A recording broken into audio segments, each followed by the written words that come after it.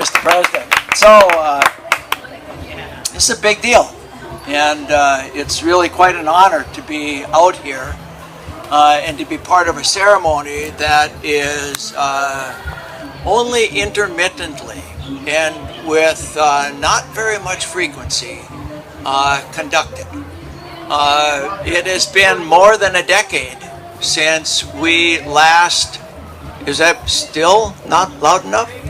It's been more than a decade since we last issued a charter to a state organization, to a state farmers union organization. So it doesn't happen very often.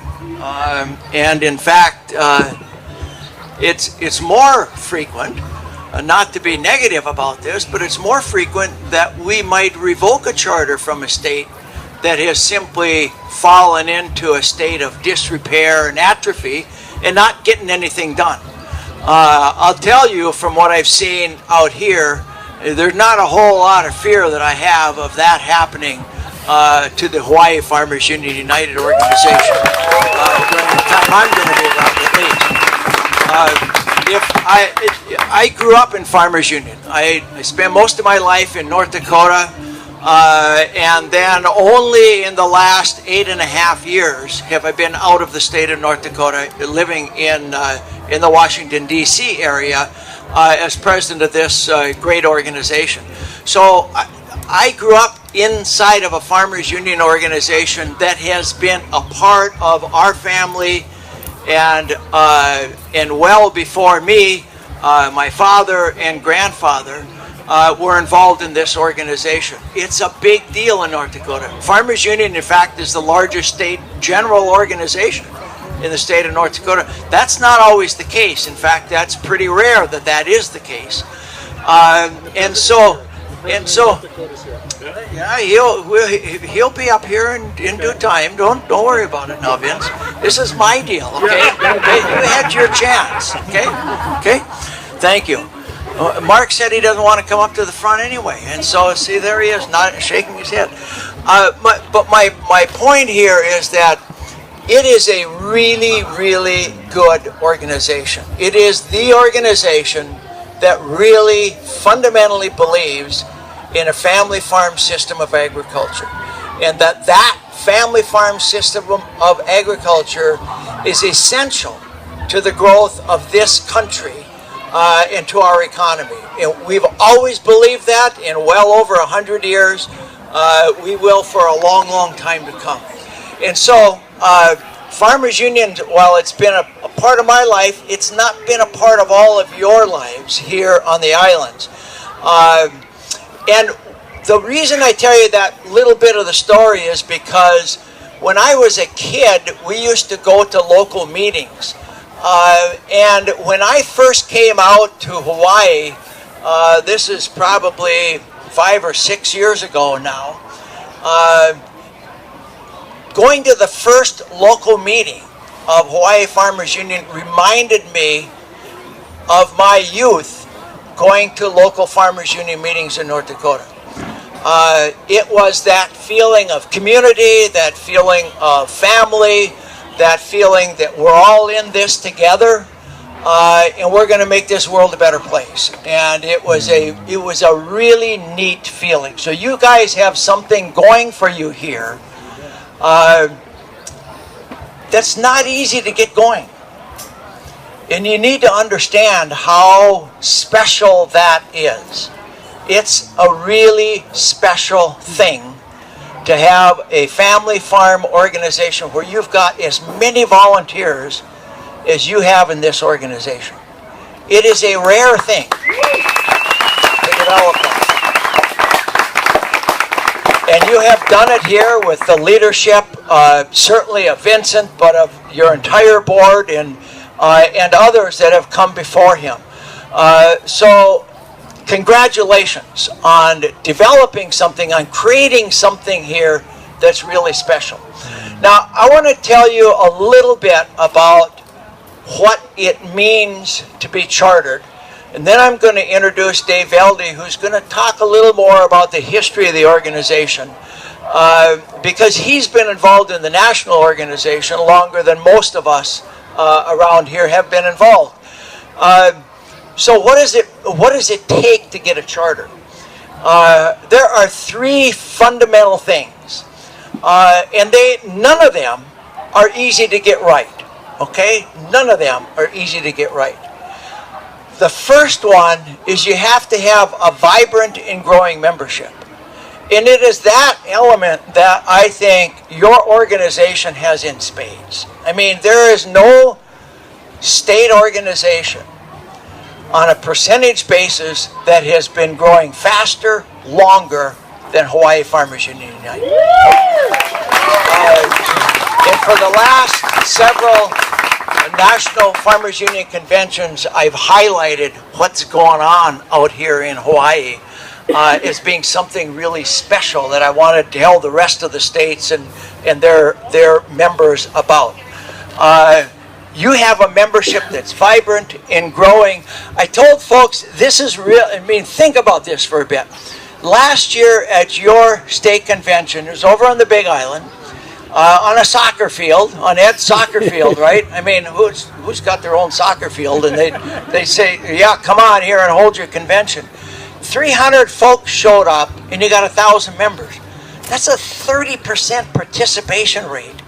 And most of the folks getting there had to fly or swim, I suppose. I mean, that's a real commitment, and I think it underscores what's so special about what's going on here. You got a lot of really committed members and a lot of very, very super committed volunteers, and a lot of them. So many that it's really if I started naming them, I'm sure I'd forget a whole bunch, and that's not a good thing. You just have a lot of them. And it's something that you ought to be really, really very proud of.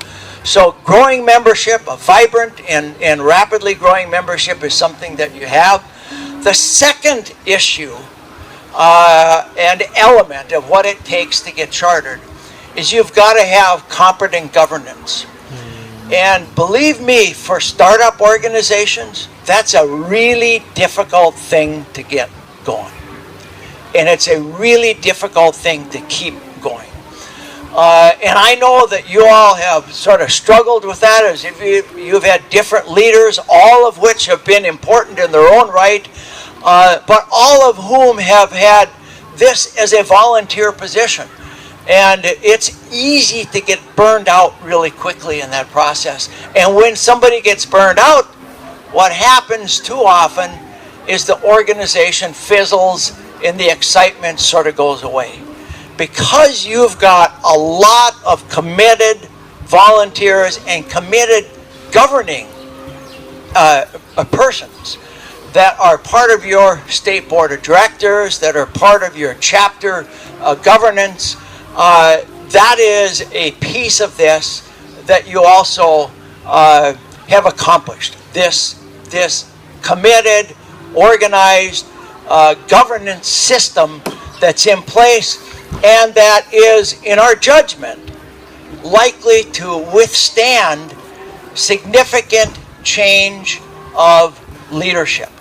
And I'm not suggesting that you're about to change leadership. What I'm saying is that for an organization to be chartered, you have to have enough depth of leadership so that everyone knows that if somebody goes away, if somebody goes to another job or leaves, that there's somebody else who's going to step up behind him or her. And it's very clear to me that there's a lot of that kind of committed leadership that you have in the organization. That's the second criteria. The third one, yeah, it's very good. It's something you ought to be really justifiably very proud of. Because that too isn't something that's easy to develop. The third one is probably the most difficult one. And it's never anything that you really for a long time can check off and say, absolutely, we're there, we're good, we've got it covered for the rest of the time. And that is financial stability. That's a really difficult thing for membership organizations in particular, because I will tell you that no matter how much you pay for dues, it's never enough to keep an organization alive. It just isn't. It cannot be. Because if you have an organization that's growing and is requiring additional amounts of time from leadership that's stepping up, at some point, you've got to compensate that leadership. At some point, you have to hire people. You have to put staff on the ground to do the things that are important for that organization in order for it to survive. And that financial stability means that you've got not just dues revenue, but you've got some grant revenues. You maybe are able to start some business enterprises that are able to spin off enough money so that that will help to sustain the organization over time as well. It's the place where you still have to spend a lot of time focusing, because it takes a long time to get that done. If you follow the statistics on businesses as they get organized, you will know that about 90% of all businesses that are started fail within the first 5 years.